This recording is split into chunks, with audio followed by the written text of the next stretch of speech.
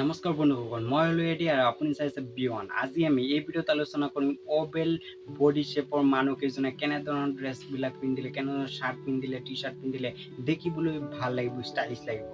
তো বডি শ্বেপৰ বিষয়ে যদি আপুনি নাজানে তেতিয়াহ'লে তলত লিংক দি দিম ডিছক্ৰিপশ্যনত, আপুনি গৈ চাই ল'ব পাৰে। বডি শ্বেপৰ বিষয়ে সকলোখিনি ডিটেইলছ তাত পোৱা হৈছে। তো আজি আমি এই ভিডিঅ'ত ওভেল বডি শ্বেপৰ বিষয়ে আলোচনা কৰোঁ। তো ওভেল বডি শ্বেপ মানে ডিম আকৃতিৰ নিচিনা বডি শ্বেপটো হয়, ফটোত দেখুওৱা ধৰণে এনেধৰণৰ বডি শ্বেপ হয়। তো এনেধৰণৰ যাৰ বডি শ্বেপ হয়, এনেধৰণৰ মানুহকেইটা পেটটো অলপ ডাঙৰ থাকে, সেইকাৰণে গোলুমোলু দেখা পোৱা যায়, হয় নে নহয়?